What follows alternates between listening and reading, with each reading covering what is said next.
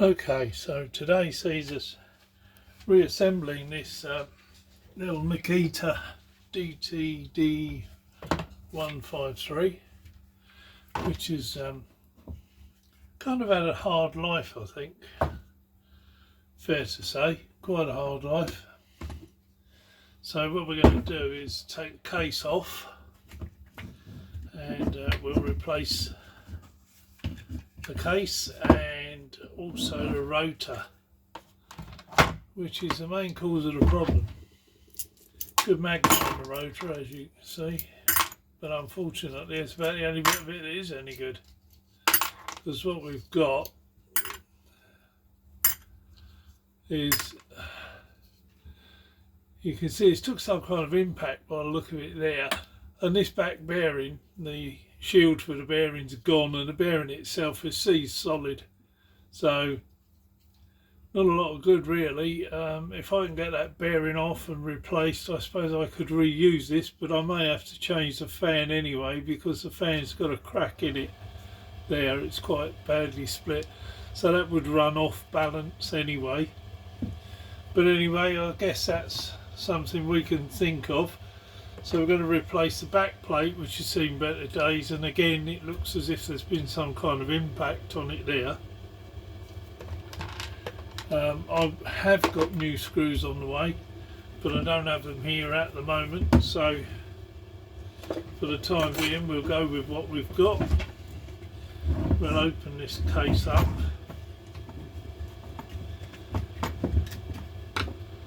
And there's nothing much to remove from that.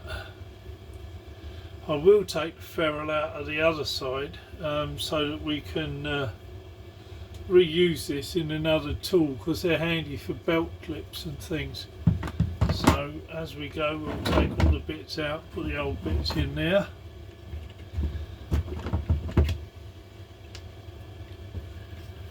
So we'll just wiggle out all the components pretty much. This stuff out of the way that we're not going to use.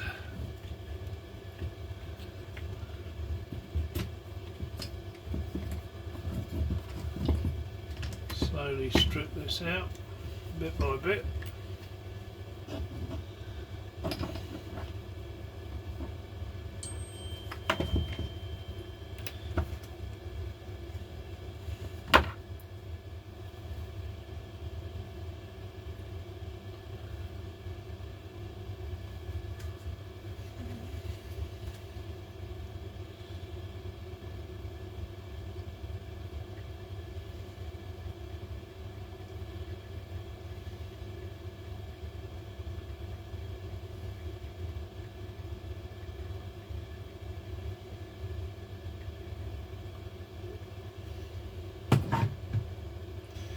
Right then, so looking at this, condition wise it doesn't look too bad. There's been a little bit of burning going on there, and that could be something we could change in the future.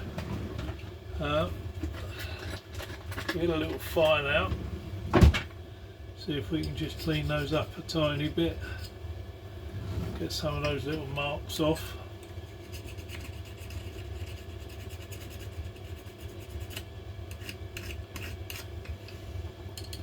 Just some signs of a hard life really, I guess. These things generally tend to have to earn their keep, don't they? So that's going to have a lot to do with that.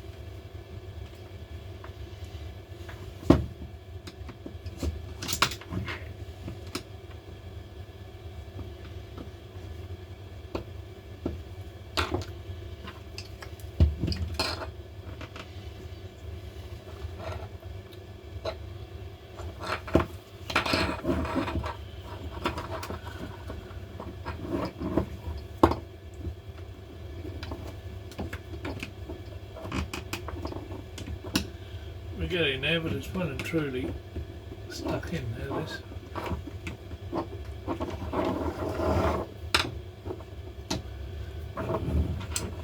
It will give in the end.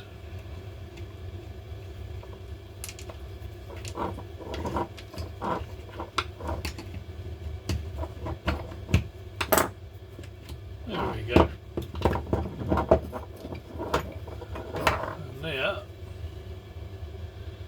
there's that.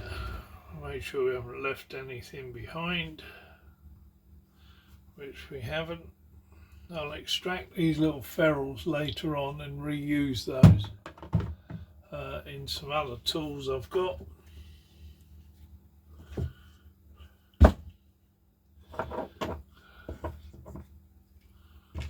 So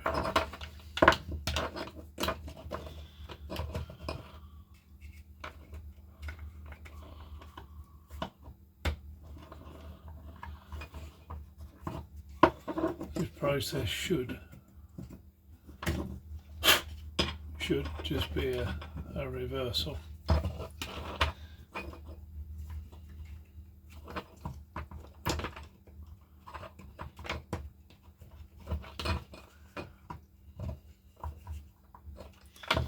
That's it.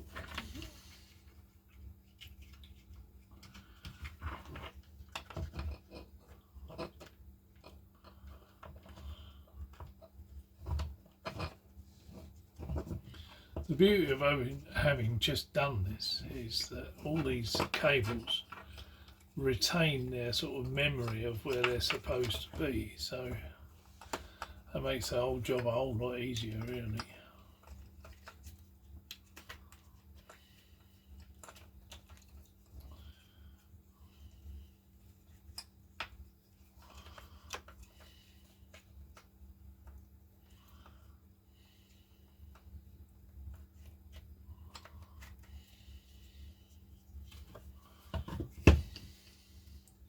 Just a case of lining it up. Once you get it lined up, of course, it slides together quite nicely.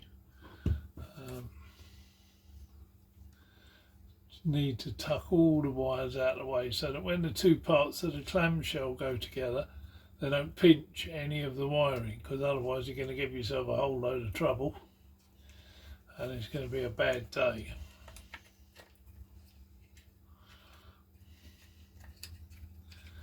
A very bad day.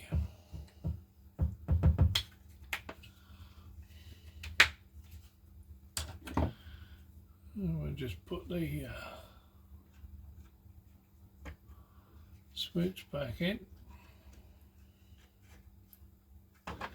and the reverse lever back in.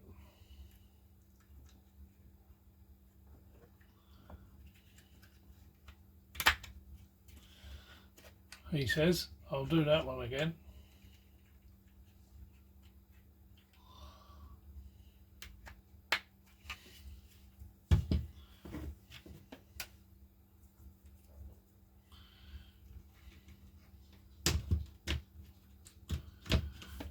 There we go. It's got a little cut out there for that cable, so the cable doesn't get caught on anything. Attention to detail is a lot of the stuff you see with Makita, which is nice to see. So we're already 2/3 of the way there.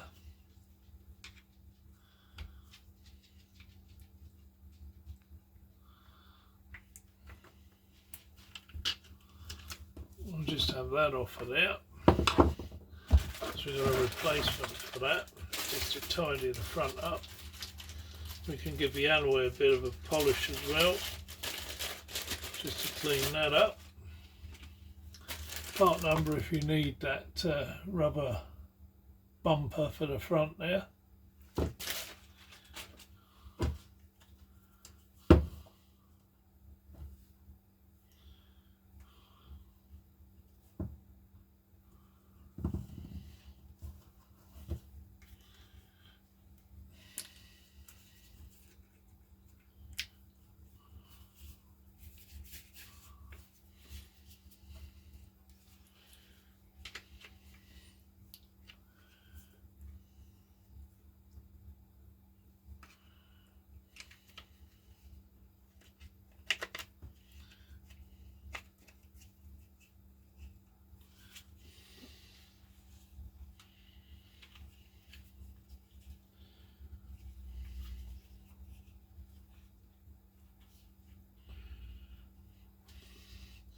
don't know why, but these always go together with a bit of a gap round here.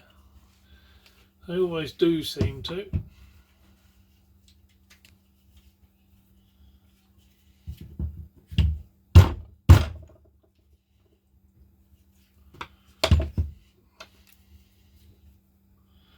Put in the selector.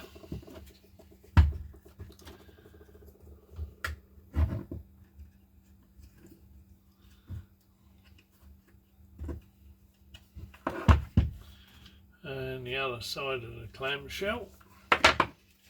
This black wire's jumped out here, look. And that's got a little retainer there that we stick that into just to make sure it doesn't go anywhere. With one last check that nothing's going to get snagged when the two halves go together.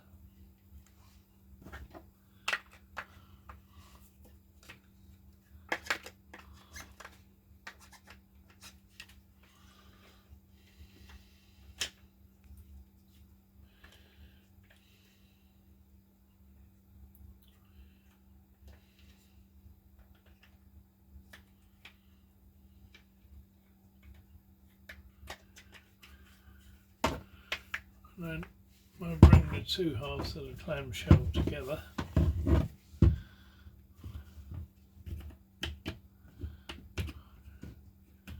I've introduced them to their new home, like that.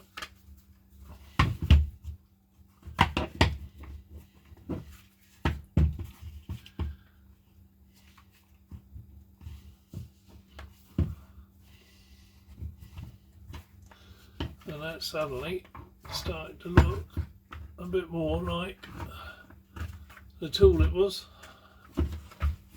before. So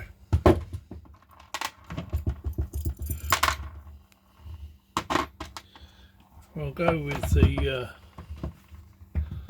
securing screws for the body. Like I say, these are going to be replaced later today. I've got some turning up, but for the time being, it lets us test it and make sure that we have indeed got the fault sorted and it's now working. Fingers crossed. Fingers, toes and just about everything else really crossed, I think, just to make sure.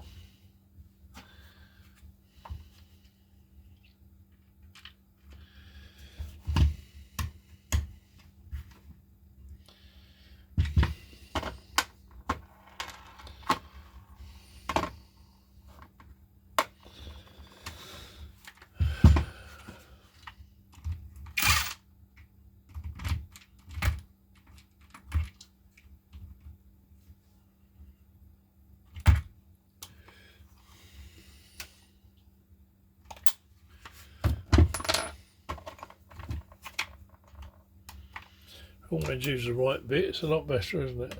It's a better bit.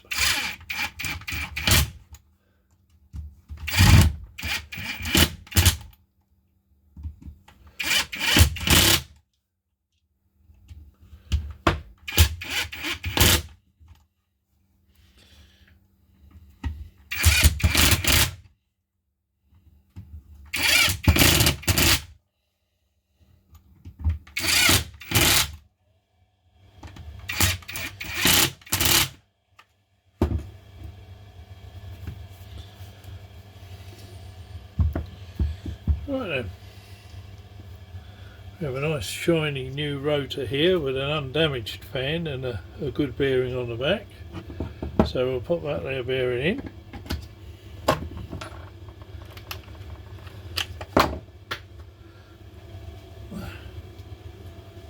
So we'll pop this in, make sure it engages. The replacement back plate which we've got.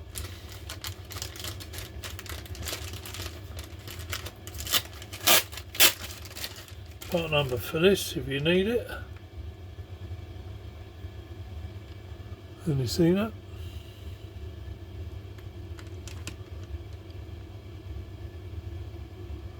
There you go.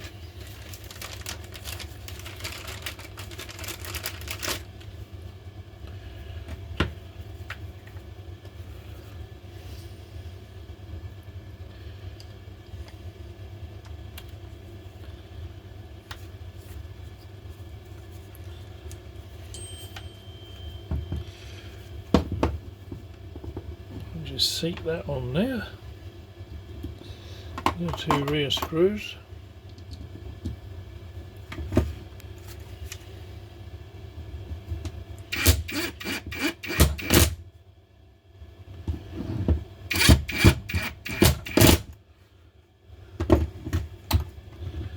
And a bit of luck and the fingers crossed, that should indeed be that.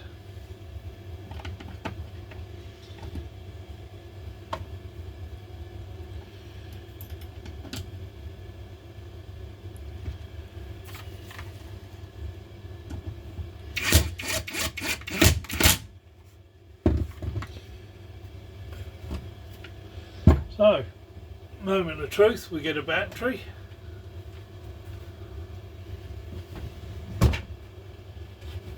We'll plug it in and we'll see what it does.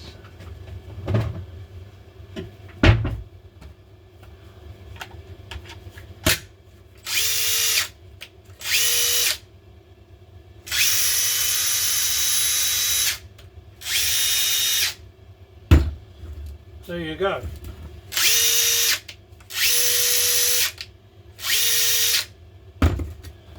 One repaired and working Makita. Panel's working. It's all good.